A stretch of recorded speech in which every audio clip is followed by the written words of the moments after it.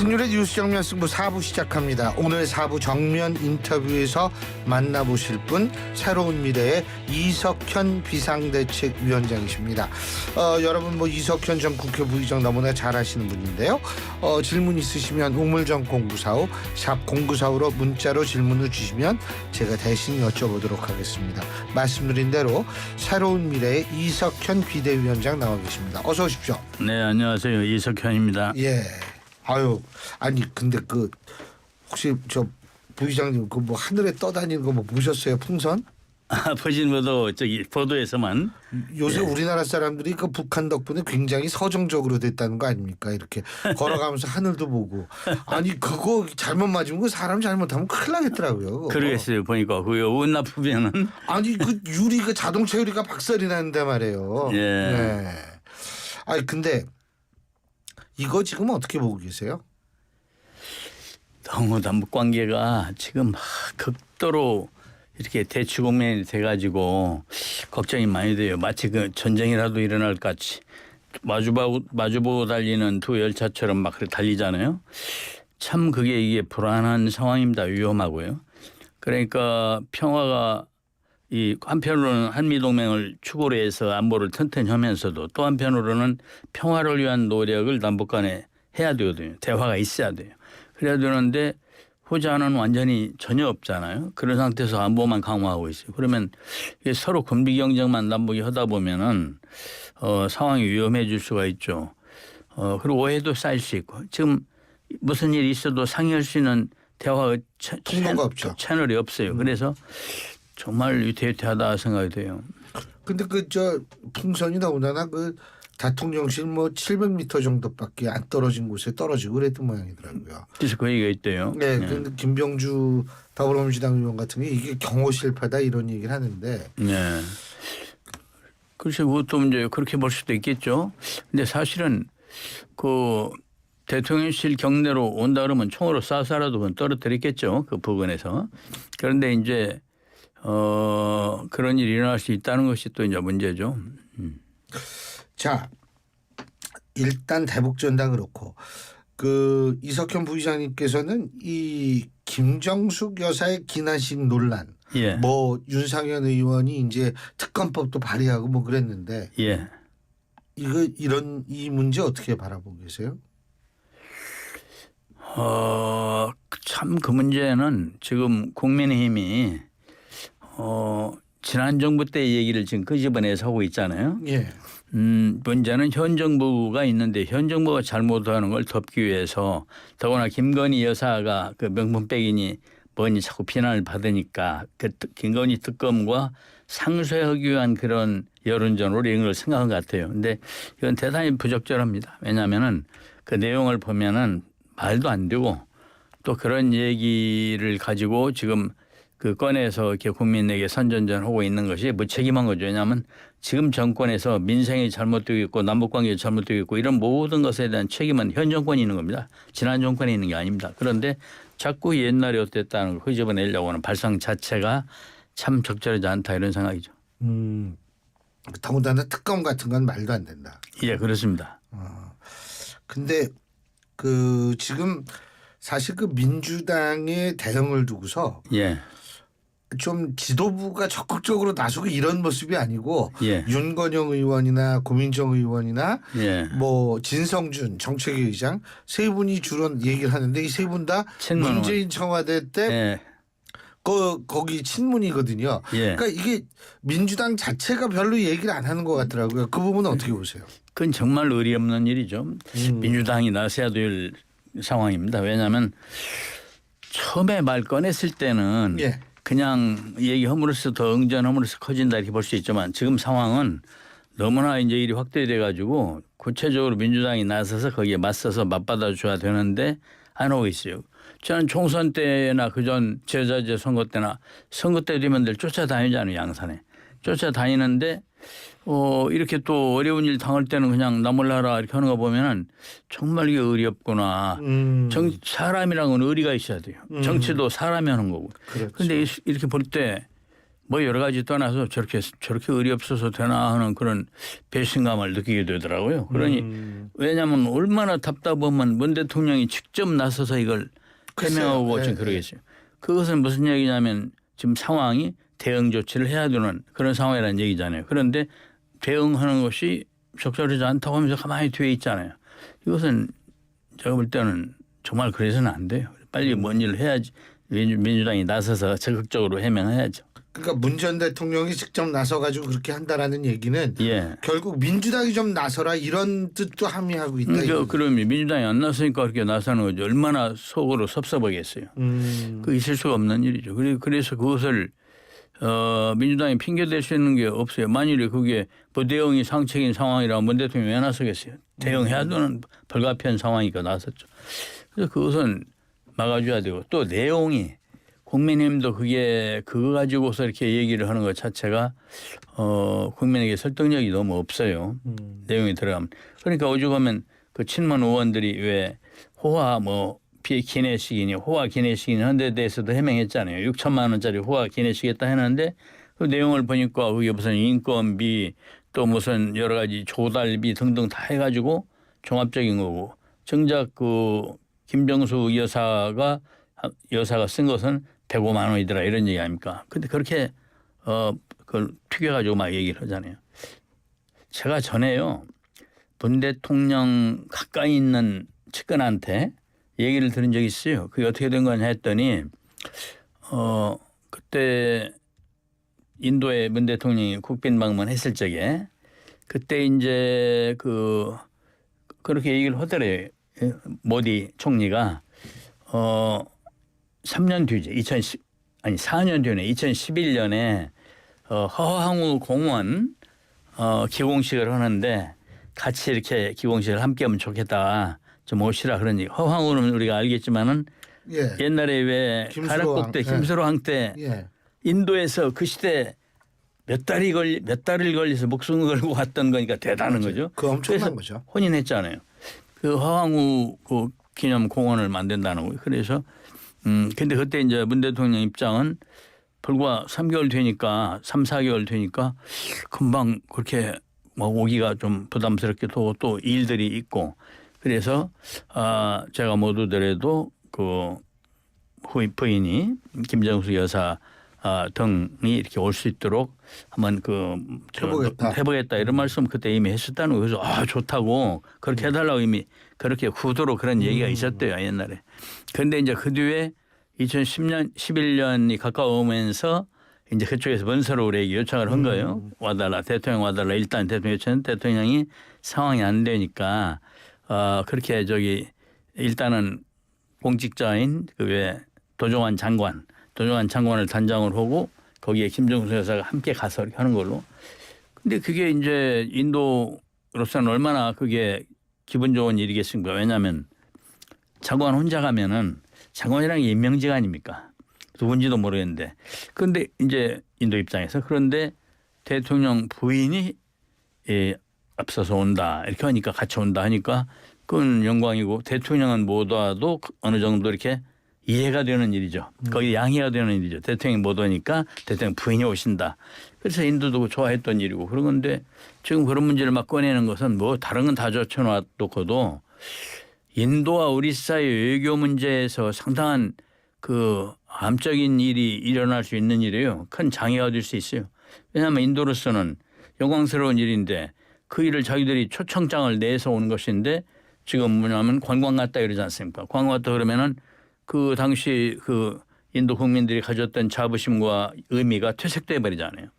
그래서 이것은 집권 여당으로서는 그런 말 하면 안 되는 거예요. 외교 문제를 생각할 때. 야당이란 몰라도. 그래서 참 국민의힘이 이것은 막다른 길목까지 간 것이다. 그리고 한 가지 꺼내는데 이게 아닌 걸로 드러나면 또 딴 얘기고 이러거든요. 그래서 이것은 국민의힘도 반성할 일이고 민주당도 그러면 안 되고. 근데 그 민주당이 지금 사실 좀 정신이 없잖아요. 예. 그 뭐 당원 당규도 바꾸고 이화영 전 경기도 부지사의 1심 판결이 9년 6개월 나왔는데 뭐 또 이재명 대표를 추가로 기소한다 그러고 이러니까 정신이 없는데 자 하나씩 그러니까 그럴 수도 있는데 하나씩 여쭤보겠습니다. 첫째 이화영 전 경기도 부지사의 판결.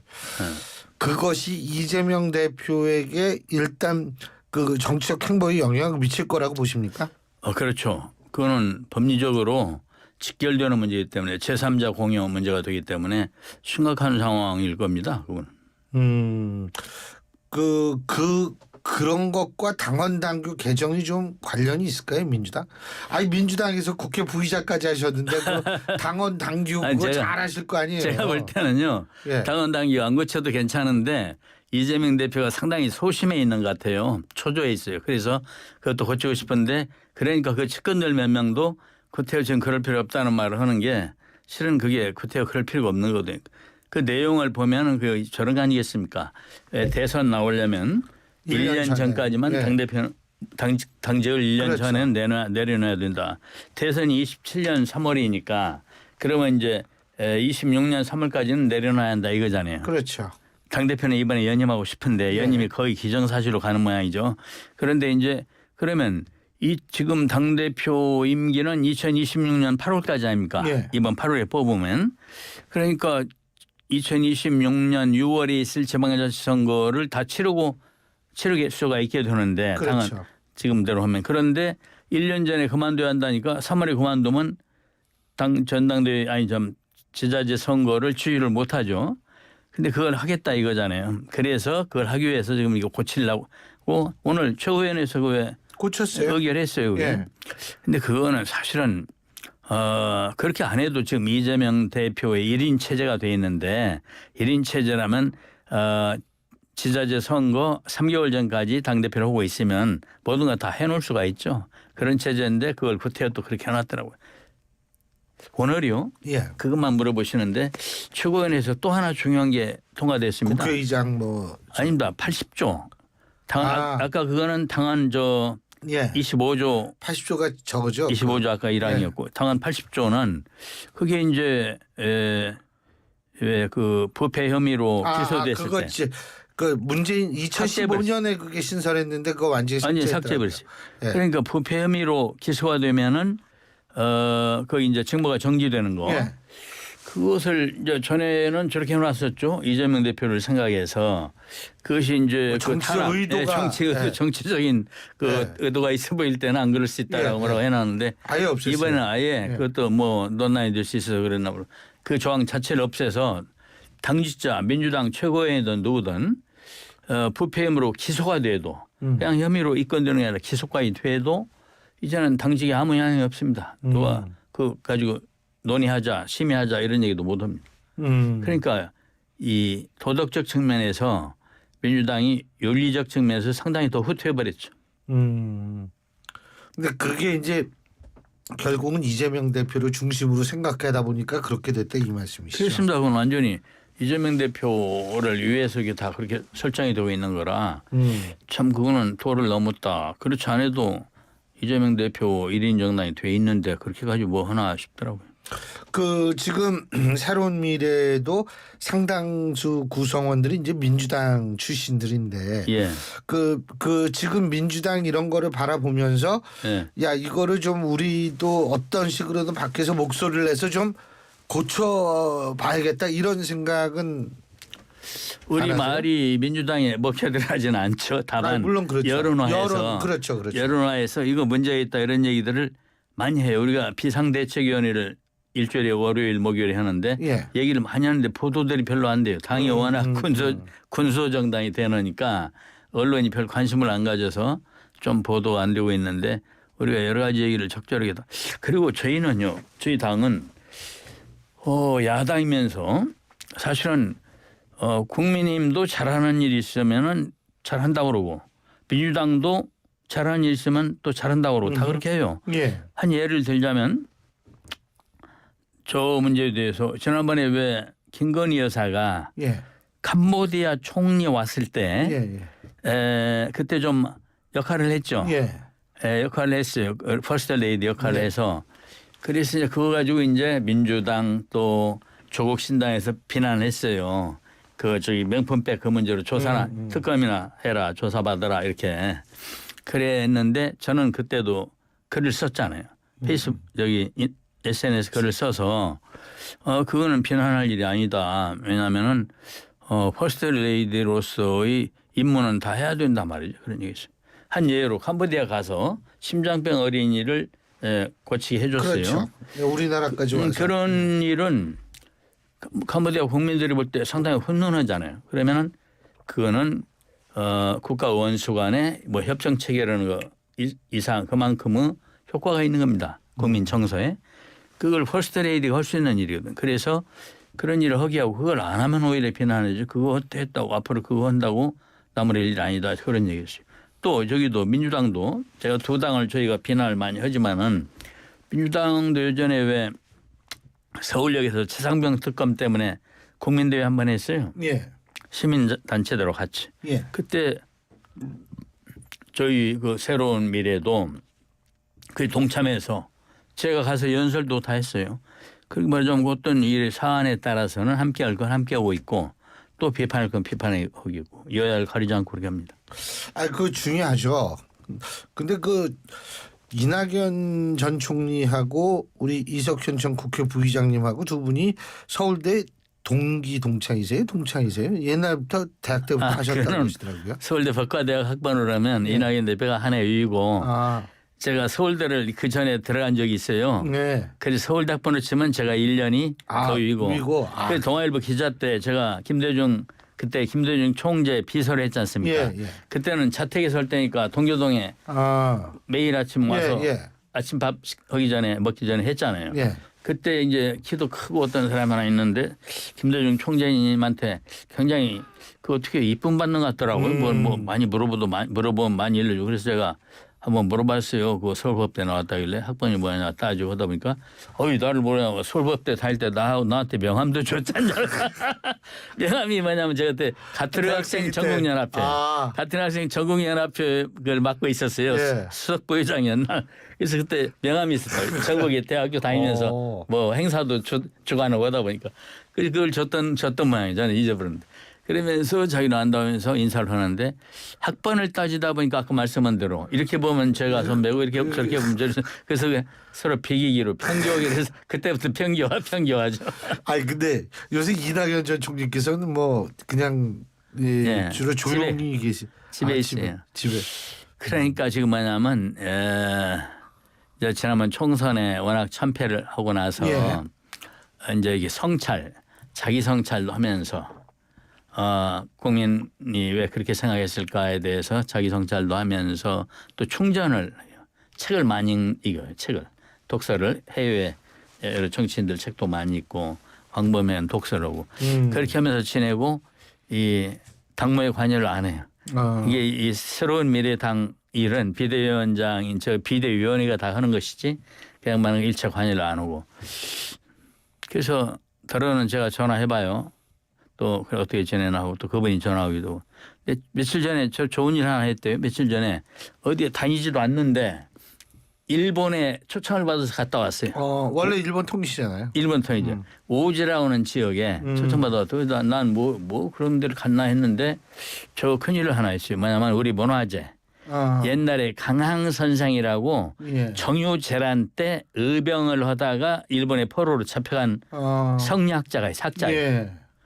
그분이 일본에 가서 성리학이 주자학이죠. 주자학을 퍼뜨려서 굉장히 넓은 그 지지를 받는데 그분이 써놓은 편액 좋은 공자가 한 말을 액자를 써놓은 거를 일본에 이제 그 지지자가 강항 선생 지지자가 가지고 있던 거를 그분이 스스로 이낙연 대표를 알아가지고 기증을 했어요. 갖고 와서 강항 기념사 앞에다 이번에 기증한 걸로. 그러시고. 그분이 문화재. 뭐 이제 좀 쉬셨다가 다시 뭐 활동을 하시겠죠. 뭐. 아이고 시간이 벌써 후딱 갔네요. 오늘 말씀 여기까지. 그래요? 예. 혹시 한 2, 3분 얘기할 수 있으면. 2, 3분 안 됩니다. 죄송합니다. 다음번에 모실 때 또 해주십시오. 아까 왜 그 대북풍선 거기에 대한 방안이 저한테 있어가지고 그 얘기를 좀 하고 싶었는데. 그 다음번에 말씀해 주십시오. 그렇게 하시죠. 고맙습니다. 예. 지금까지 새로운 미래의 이석현 비상대책위원장이었습니다.